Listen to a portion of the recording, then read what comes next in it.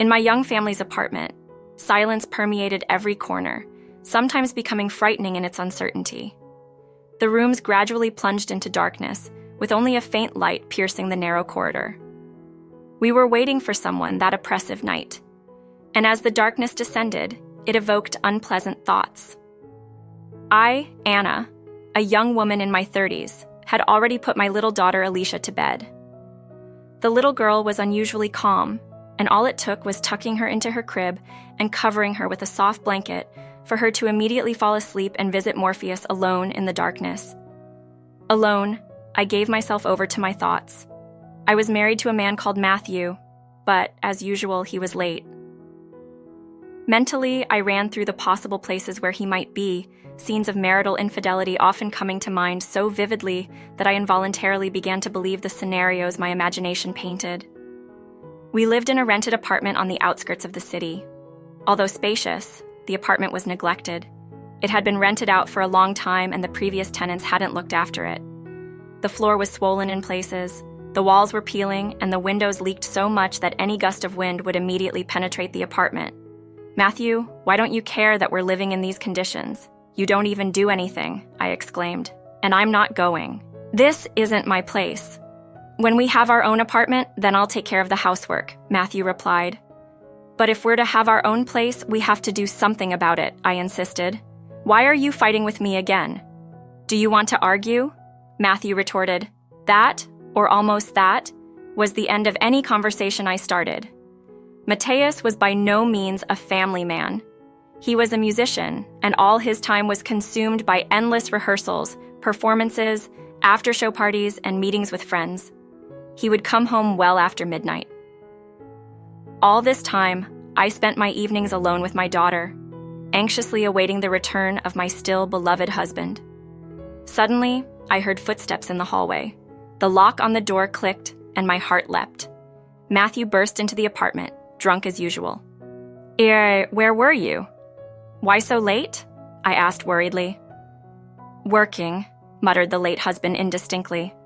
"Normally, after work, people go back to their families on time and completely sober," I replied, trying to speak calmly, but barely managing to keep my composure and starting to raise my voice. "Why are you lecturing me about family?" "I said I was working." The man began to boil. He was drunk, so his behavior became increasingly inappropriate. This time, the conversation was brief. The man could barely stand, and I, well aware that I would suffer more trying to resolve the conflict, hurried to finish it, especially as my husband, barely able to get to bed, had already passed out. He slept in his clothes, his head buried in the pillow. I felt a sense of revulsion. No, I had been deeply mistaken when I thought that my love would be enough for both of us. Now, I clearly understood that feelings must be mutual. "Anna, look who you've chosen as your husband. You will live just like his parents in perpetual need," acquaintances told me on the eve of the wedding. "A wife should choose someone reliable, who helps with the housework, takes care of the family, not someone who jumps on stage," said others. Now those words sounded like a prophecy. My musician husband's help was practically non-existent, and there was never enough money. The difficult situation was compensated for by my loving parents. They always supported me in everything and adored their little granddaughter Alicia, who often stayed with them. "Alicia, our little girl, how much we miss you." My parents would greet the little girl when I brought her over. At my parents' house, Alicia had her own room with toys, her own crib, and even her own closet, so I didn't worry about leaving her there. I often shared my feelings with my mother. "Mom, Matthew came home again at 3 this morning." "Did you argue?" "Yes." "Anna, try not to sort things out when he comes home drunk. Let him sleep and then talk." That was easy for someone with 30 years' experience of marriage to say. It was much harder for young people to control their emotions, which often overflowed. How could I have made such a big mistake? Where did I miss the sign that fate was giving me? I asked myself over and over again. I often recalled the story of our meeting, which began with a phone call. "Anna," came the questioning voice on the other end of the line. "Yes, Mrs. Olivia." "Do you recognize me? I'm delighted," I want to make you a business offer. What kind? We're forming a new samba group and we have a partner without a partner. I, who loved dancing, although I had no special training, was very interested in this offer. I had just ended my relationship with Jose and wanted to distract myself. No, I wasn't planning on making new friends, especially as I had a 3-month-old daughter from my last relationship, whom I thought of first. When is the rehearsal? I asked without thinking twice. Come tomorrow at 5, came the reply. Thank you, ma'am. I hung up the phone and felt a flutter of anticipation for the next day. What should I wear? I opened my closet and started looking. I didn't have many clothes, but I loved some of them. There was a knee-length brown leather skirt and a beige short-sleeved blouse. I looked very elegant in them, so I decided to wear them tomorrow. Mom, can you look after Alicia tomorrow? I asked my mother, Lucia. Of course, do you have any plans for tomorrow? Mrs. Olivia invited me to the samba. I'm so happy. I love dancing so much. Do you remember how I used to dance the rumba? Oh, of course I remember, darling. You moved beautifully. I agree. You need to have fun. I was living with my parents after breaking up with Jose, who was happily helping to raise my little girl. The next day, at the appointed time, I entered the spacious concert hall where I used to go as a spectator. The hall was dimly lit. Only the stage was illuminated, where the same Ms. Olivia, who had called me the day before, was already standing. The woman was moving nimbly around the stage, explaining something to a couple who had apparently arrived for the rehearsal just before me. She was just over 30, and to me, looked like a real artist. The woman wore a flowing dress that accentuated every movement, the kind usually worn by ballet masters. Anna, you've come. Yes, Mrs. Olivia. Don't call me madam, we're almost the same age. Your partner should be here any minute. In the meantime, you can sit in the salon. I sat down in a burgundy velvet chair and continued to watch with interest the action unfolding on stage. Olivia was teaching the young couple the elements of the samba. The young man timidly held his partner by the hips. Not like this, more daring, more daring. Olivia removed her nervously moist fingers from her partner's hips and confidently moved them a little higher. Like this, bolder, bolder.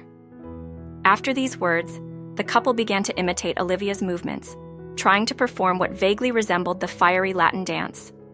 During all this, I watched them with interest. I had never danced samba before, so I was eager to learn. Hi, I looked up and saw a tall, slender young man in front of me. He smiled broadly, and I recognized him as the musician I often saw at concerts in this hall. Will you be my partner?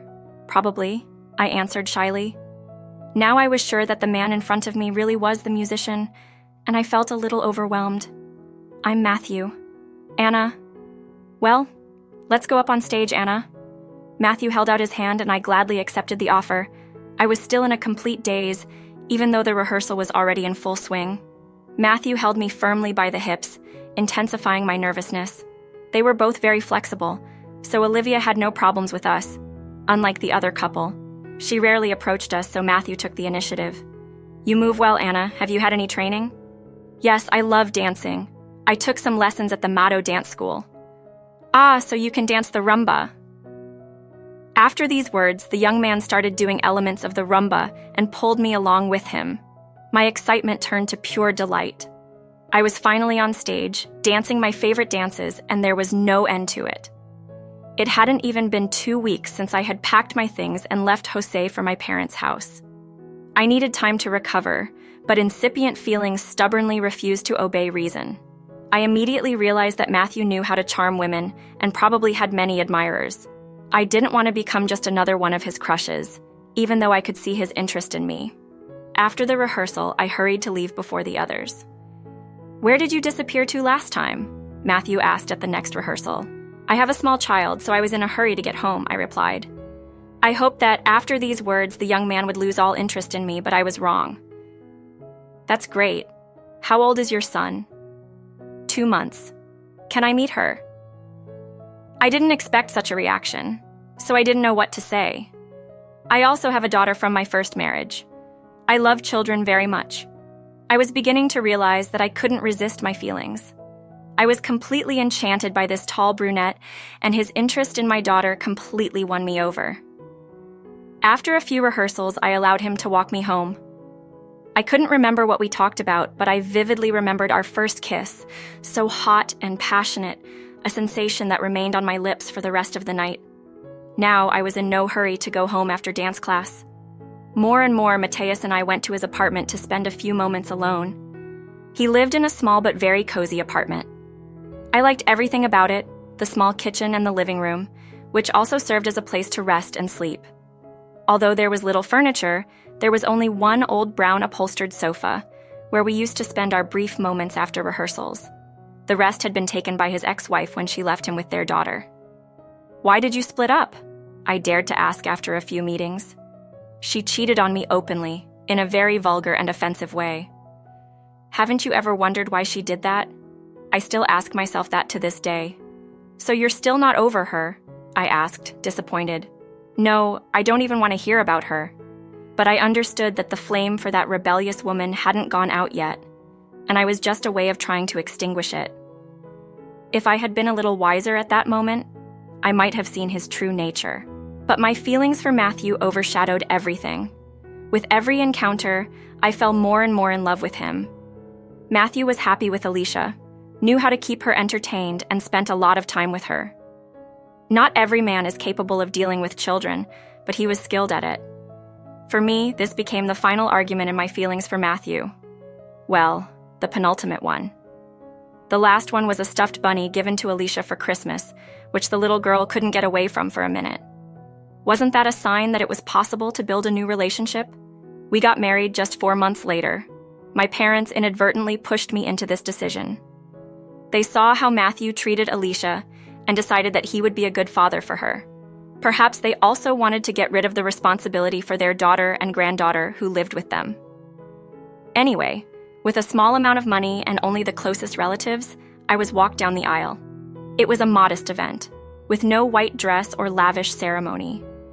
I lived with Matthew for 2 years, but the feelings that had burned then were fading so fast that I began to hate him. Matthew, tomorrow is Independence Day. Have you thought about how we're going to celebrate this holiday? And what does that have to do with you? I'm going to the pub with my friends, and how you celebrate is your business. But on holidays, people get together with their families and celebrate together. I tried to argue. I'm going to celebrate with my male friends.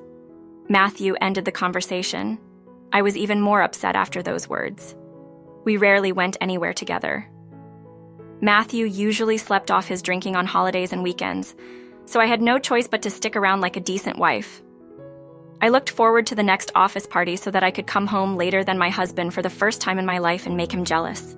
But no matter how hard I tried, Matthew always came home after me. Anyway, I was going to spend another Independence Day with just little Alicia. Matthew, dressed in a nice shirt and jeans, went to the pub in the afternoon. As usual, I put Alicia to bed and indulged in memories of my carefree life before I met Matthew. Suddenly, bright red blood started dripping from my nose. Large drops fell directly onto my clothes, and I was genuinely frightened. This had never happened to me before. Frightened, I turned pale and ran to the fridge, where I got some ice and applied it to my nose, but the blood continued to flow. I had to call the emergency services. "We gave you a hemostatic injection, but you need to see your doctor at the clinic tomorrow," said the paramedic who answered the call. I decided not to tell my husband. He had little interest in my affairs, especially health problems. "If you're sick, just lie down. What do you want from me?" was his usual response when I complained of feeling unwell. I didn't put off going to the doctor because I was worried about my health. I had little Alicia who needed a healthy mother. "I've prescribed some tests for you. Make sure you have an MRI scan of the brain. It could help you make the right diagnosis. Test results alone can sometimes be insufficient." These were the words of the doctor I visited the next day. After the hospital visit, I concentrated completely on myself and my little girl. I seemed to pay less attention to my rebellious husband and became totally immersed in my own problems.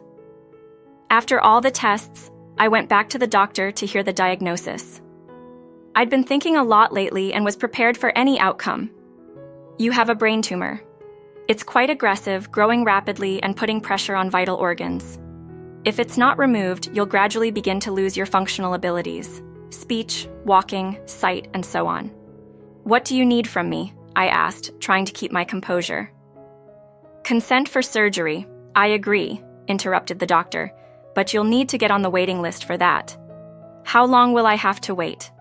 I can't answer that. But isn't it your responsibility? While I wait, the process could become irreversible. There is an alternative option, to have the surgery at a private clinic. Is it expensive? You'll need to find out about it at another clinic and with another doctor. I left the office completely bewildered. I had expected such an outcome, but I wasn't fully prepared for it. Don't give up hope. Just don't give up hope, I reassured myself. I had a very strong motivator, my loving parents and little Alicia. I had already pushed my husband into the background, although I felt it necessary to share this heavy news with him. Matthew, I need surgery, I told my husband when he came home earlier than usual. If you need it, do it, he replied indifferently. But it's urgent. Any delay could make me incapacitated. I don't have any money and I'm not going to look after a disabled person either, so sort out your own problems. I didn't expect any other answer, I concluded, unperturbed by what I'd heard from my husband. Yes, normally spouses vow to be together in joy and sorrow, but not this time. I had to face this sadness alone. Without putting it off, I found the address of a private clinic where such operations were carried out. It was Dr. Eduardo Brer's clinic. He was a renowned surgeon, known for his brilliant operations. I read very positive reviews about one of the doctors and decided to choose him. You'll need to undergo tests at our clinic. Only then will I be able to make a final diagnosis, said the doctor during the first visit. I agree, I replied. I had saved some money and could afford the examination. I hadn't yet asked how much money would be needed for surgery if necessary. I sent little Alicia to my parents, told Matthew and went for the examination. It was a very decent hospital. In the room where I was placed, there was another patient. I was given a soft gray knitting set with the clinic's emblem and lunch was brought in. It was a large tray with specially designated places for drinks and food. The plates, emitting the aroma of delicious food, were covered. There was fruit and various types of bread. The meal was not, to say the least, typical of a hospital. Don't be embarrassed. They always feed like this here, replied my roommate. She approached me and held out her hand. I'm Victoria. What's your name? Anna. Have you been here long? As long as it takes. If you feel like it, you can share. I had no desire to talk to anyone, and after lunch, I decided to lie down for a while to rest. I'd been quite overworked lately, and I wanted to rest properly before facing the exam. Actively, my condition didn't bother me yet, but I couldn't get rid of the feeling of anxiety. 30 years old, the most active and vibrant age, I wanted to live a full life, take care of myself, my daughter. Now I understood vividly that I had spent the last few years with someone who didn't deserve my attention. I no longer felt the need to see him, seek his advice, or spend time with him. This situation made me see my life completely differently. I won't be going back to him. We don't have an apartment together or children. We're going to split up and that will be the end of it, I pondered. But deep down there was still hope that Matthew would suddenly show care and sympathy for me and everything would be different between us. Anna, they're waiting for you. The pretty nurse interrupted my brief nap. Already? I thought they wouldn't see me until tomorrow. The doctor is reviewing your medical history and wants to talk to you in person. Give me a few minutes. I need to freshen up. I got out of bed and went to the bathroom. It was like an expensive hotel, all made of expensive ceramics.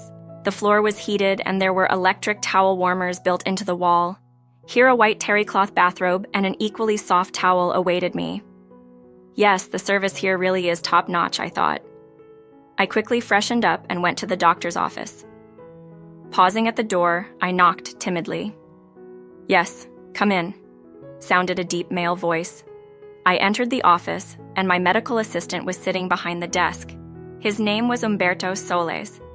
He carefully read my medical history, flipping through the pages. The man raised his head and adjusted his glasses, which had slipped down to the tip of his nose. Ah, Anna, please sit down. The doctor gestured for me to sit in front of him. Like an obedient patient, I immediately complied. Based on your previous examinations, you have an aggressive form of tumor. Yes, I know, I replied completely calmly. I'll need to do more tests to confirm or refute the diagnosis. This is standard practice. If it's a serious condition, it needs to be confirmed by at least 2 or 3 specialists. Yes, I understand. Do whatever is necessary. Umberto looked at me carefully. He was somewhat surprised by my composure. A beautiful young woman accepting her uncertain situation with dignity.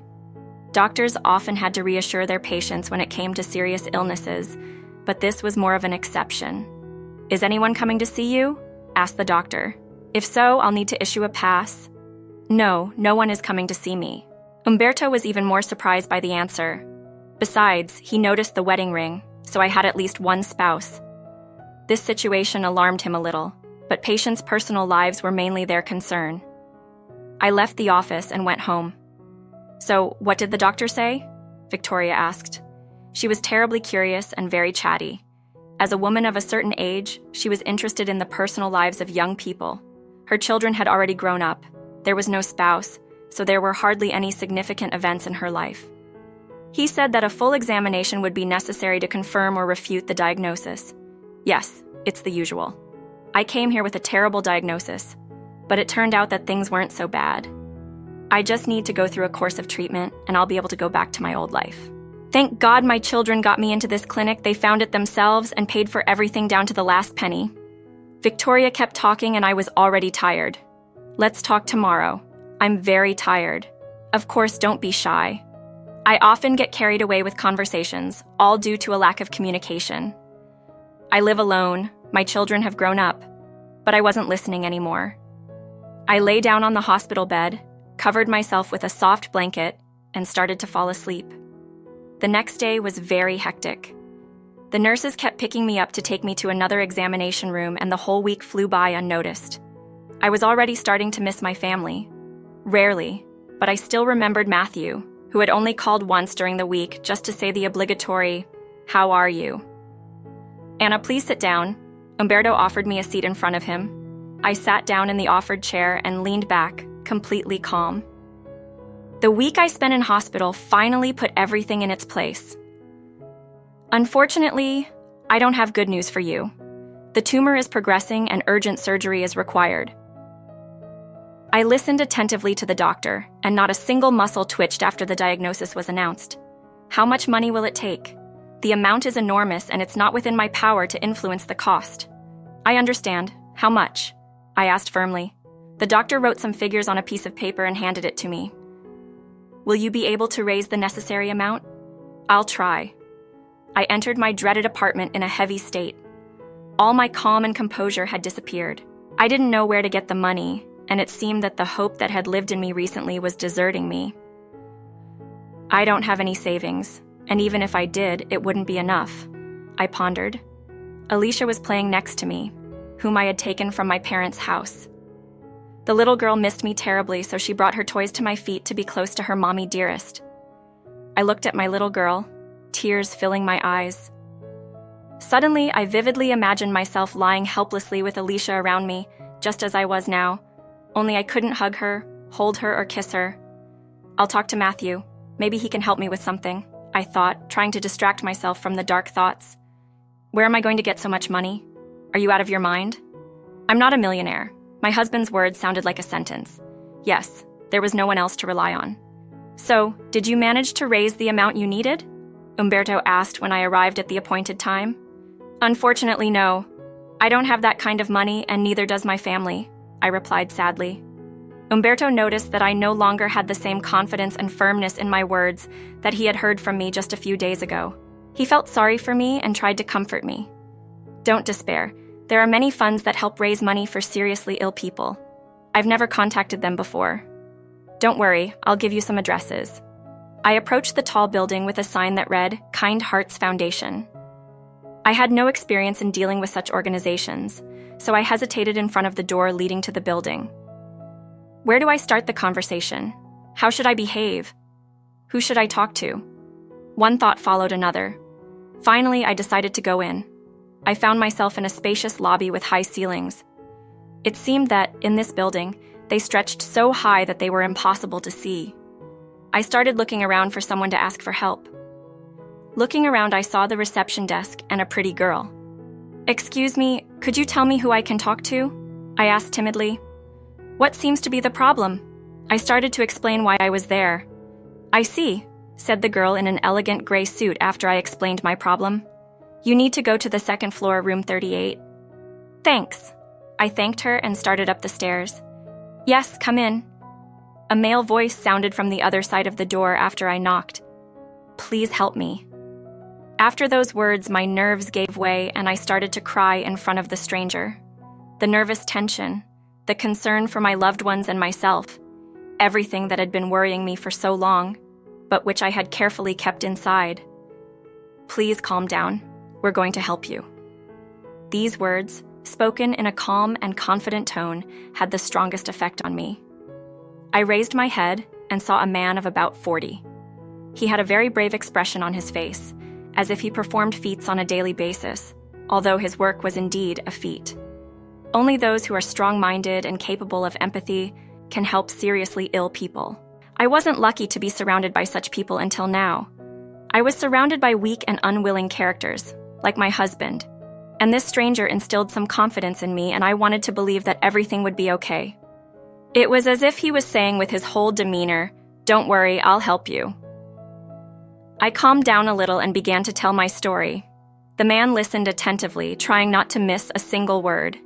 This young woman also intrigued him, not just with her problem. I was quite an attractive girl, but in recent years I'd heard fewer compliments about my looks from those around me, so I immediately caught his interested gaze. "No, not that," I thought when I met his eyes again. I remembered Matthew's beautiful courtship, his beautiful words and caresses, which he didn't spare during our courtship, and what happened after the wedding. "I'm not going to go through this again," I thought, and looked into the distance as if I were looking through that person. "Of course we'll help you," said the stranger when I finally explained my problem. "But first, let's get to know each other. I'm Alberto, and your name, as I understand it, is Anna." "Yes, that's right. A young woman with such a beautiful name must have it all. So far, I can't brag about anything. You have a wonderful little daughter, and that's the most important thing in your life." "Yes, it's the greatest joy. Let's get to work. Our foundation will allocate some funds, but it can't provide such a large amount, so we'll need to organize the collection of the remaining amount." "How do we do that?" "I've never dealt with this before." "Don't worry, you'll just have to do as we say. You can't imagine how happy I am that everything is falling into place. I seem to have forgotten my recent thoughts about the inadmissibility of new relationships and looked at my savior with tenderness. Don't think the worst. Everything will work out and you'll recover. And I'll help you with that. Don't doubt it." Alberto's words sounded like a healing elixir.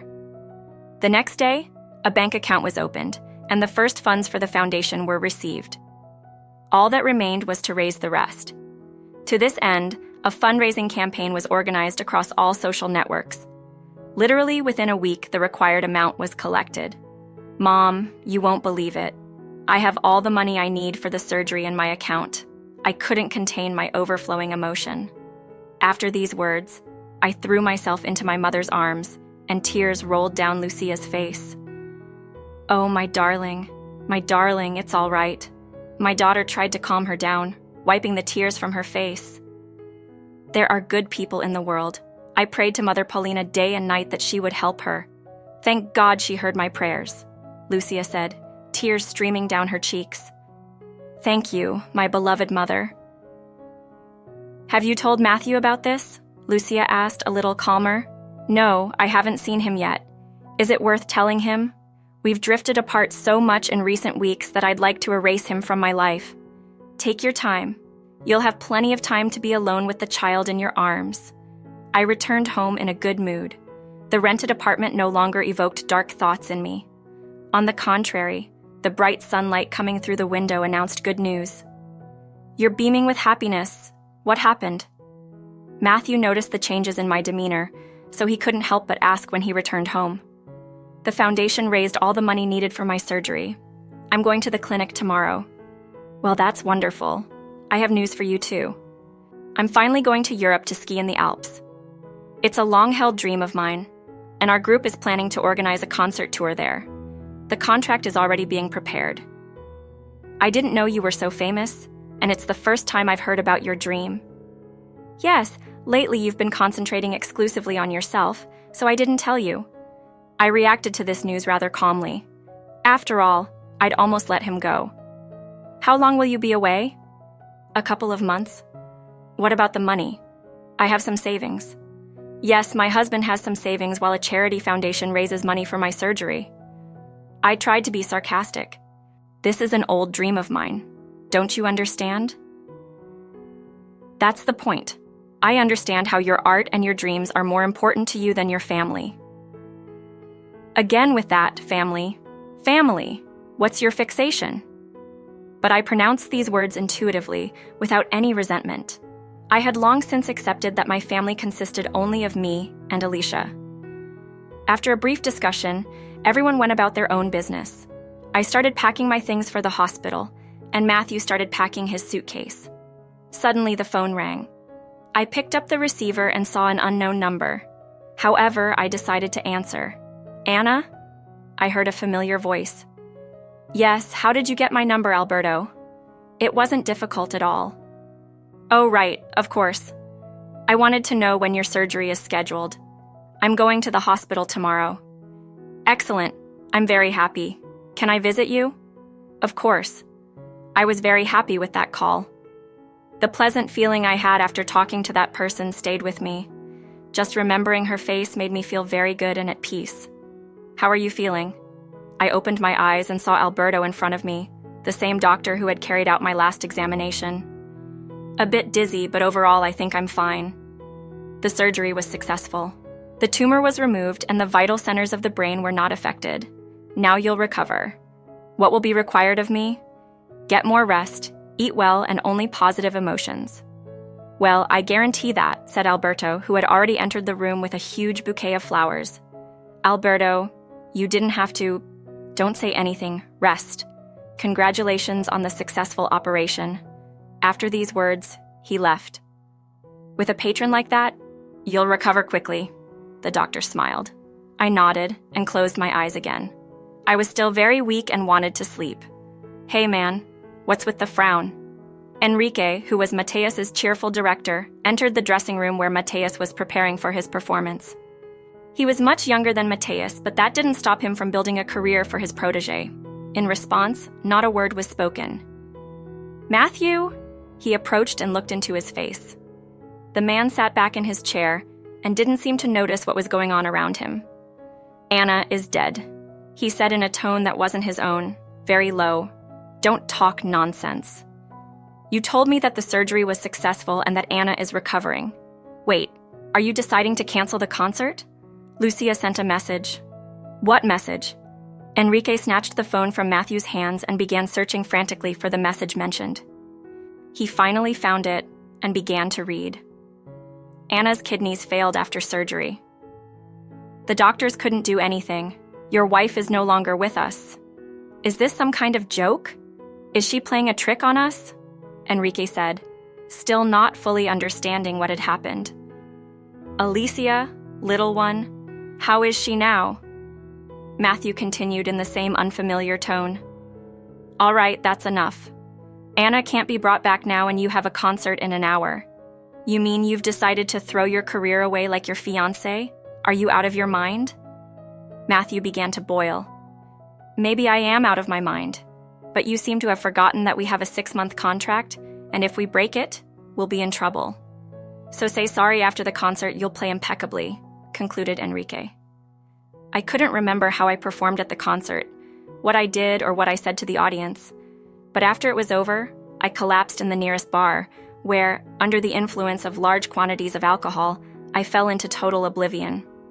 Enrique left me alone for a few days afterwards. I gradually began to recover and returned to my concert activities as the contract demanded. Ladies and gentlemen, the plane is beginning its descent. Please fasten your seatbelts. The young red-haired flight attendant recited her standard phrase, and most of the passengers immediately perked up. Some started calling their loved ones. Others engaged in animated conversations with their neighbors, whom they would soon be saying goodbye to. I sat by the window and was deep in thought. 6 months had passed since I became a widower. I didn't know where to go from here. The apartment where Anna and I lived together was rented. I was now a complete stranger to Anna's mother, as well as to Alicia, but I decided to visit them first to find out where my wife was buried. Anna is buried in Momond Cemetery. Our family crypt is there. Lucia, not satisfied with the visit, immediately provided the address where I should go. I stood by the headstone, lost in thought. Now, in front of her grave, I began to realize clearly who Anna was to me. Not just a beloved woman, but my guardian angel. My wife put up with all my antics, remaining obedient and loving.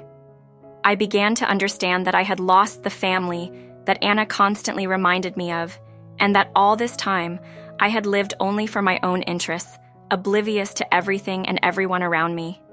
And most frighteningly, I didn't want to love anyone. After all, my feelings had already betrayed me once, and I decided to myself that I would never allow myself to love anyone again. How wrong I was. Have you finally decided to visit Anna? I think you're half a year late. A voice came from behind me. I turned around and saw a stranger. My name is Alberto. You don't know me. So how do you know me and Anna? It would be strange not to know her.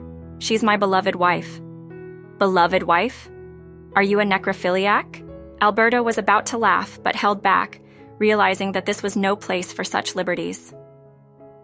At that moment, Anna appeared behind Alberto, alive and perfectly healthy. I was speechless. Yes, quite a day for you. You come to visit your dead wife and find her alive in the flesh. How's your heart? Anna said sarcastically.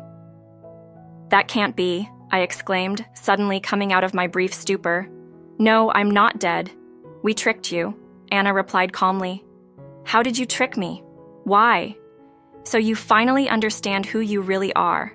A narcissistic, selfish type who has never loved anyone. I'm grateful to fate for giving me this proof of overcoming a serious illness. It made me reevaluate my life and my feelings for you, Matthew. I'm grateful to it for giving me Alberto, a truly loving and caring person. With him, I feel completely protected, and most importantly, I finally understand who I really am.